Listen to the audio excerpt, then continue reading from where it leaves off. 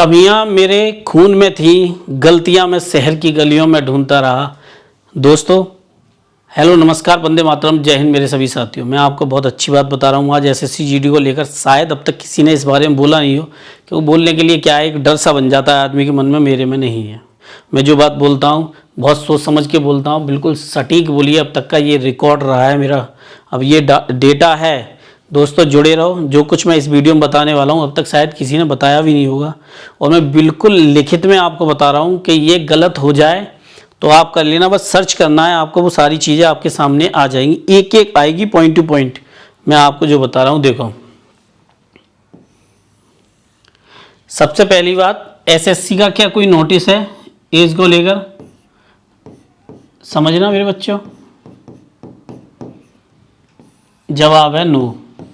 ये मैं शुरुआत में कह रहा हूँ, ऐसा कोई नोटिस नहीं है, और उसने कहा है कि ये आयोग का काम है।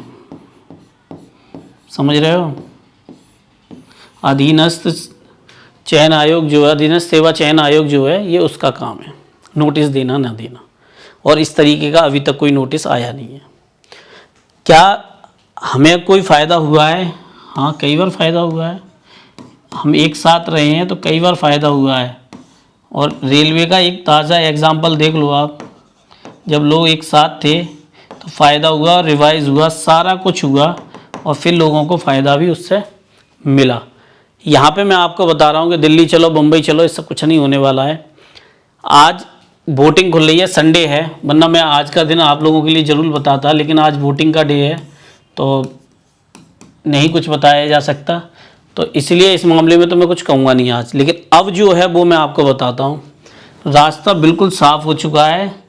कई लोग एक साथ हैं जो बच्चों की 1 साल की आयु में छूट लेने के लिए तैयार बैठे हैं, और एक नहीं है, कम से कम 85 लोग हैं। लेकिन हमें एक साथ रहना होगा, समझ लो। कब तक रहना होगा ये भी बता रहा हूँ। आज संडे है, नेक्स्ट संडे के लिए 10 तारीख का शायद संडे पड़ रहा है, मे भी, तो जो नेक्स्ट संडे आ रहा है हमको एक साथ रहना होगा। सबको सिर्फ एक ही हैशटैग चलाना होगा।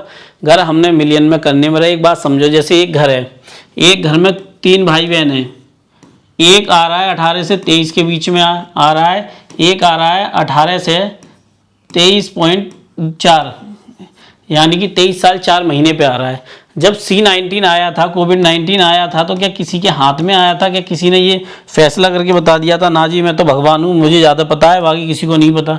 ऐसा किसी ने कोई फैसला किया था? नहीं किया था। साधारण थी चीज़ें, बहुत साधारण थी, बहुत ही आसान चीज़ें थी। अब देखो, आयु में 1 साल में छूट बहुत आराम से मिल जाएगी, आराम से।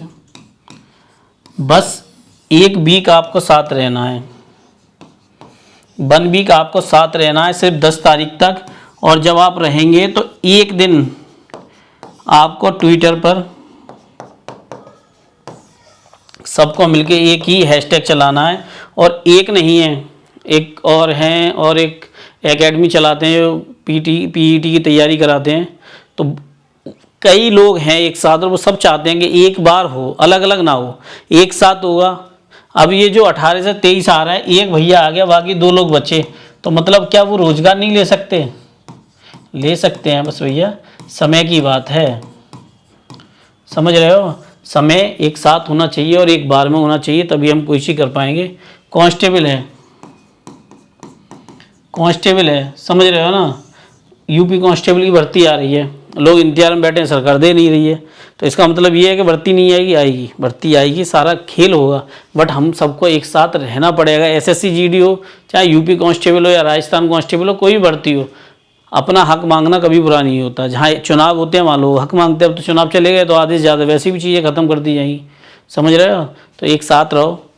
10 तारीख तक सब एक साथ रहते हैं और 10 तारीख का फैसला करते हैं। मैं भी कई लोगों से बात करने की कोशिश करता हूँ, फिर ट्विटर पर ट्रेंड कराते हैं, और ट्रेंड करने का नोटिस आया है, सैकड़ों बार नोटिस आए हैं।